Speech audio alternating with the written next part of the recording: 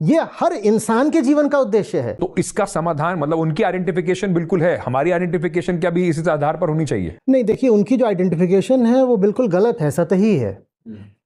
उन्हें धर्म समझ में ही नहीं आया है। टू नेशन थ्योरी फ्लॉड है क्योंकि उसके मूल में इग्नोरेंस है, अज्ञान है।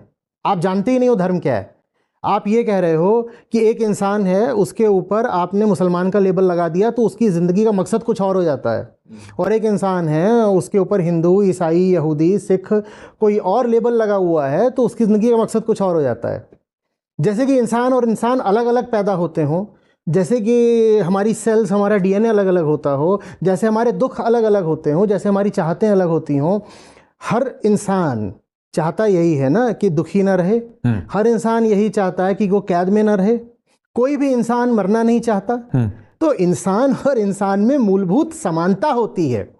उस समानता को दरकिनार करके टू नेशन थ्योरी कहती है कि इंसान और इंसान में मूलभूत अंतर होते हैं।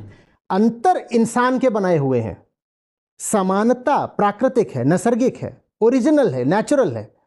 नेचुरल जो है, ओरिजिनल है, हम उसकी बात नहीं करना चाहते। जो मैन मेड डिफरेंसेस हैं हम उनकी बात करना चाहते हैं। और हम कह रहे हैं कि मैन मेड डिफरेंसेस इतने ज़रूरी, इतने इंपॉर्टेंट हो गए कि आप एक अलग नेशन हो गए, मैं एक अलग नेशन हो गए, क्योंकि आपने जो पहन रखा है उसका जो रंग है वो हरा है, और मैंने जो पहन रखा है इसका रंग जो है वो कत्थई है या गेरुआ है।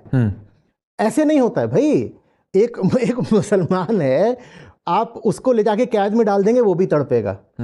एक मुसलमान है, उसकी भी चाहतें होती हैं, उसके भी अरमान होते हैं। और हिंदू है, वो भी किसी दैवीयता की इच्छा रखता है, वो भी मुक्ति की कामना रखता है।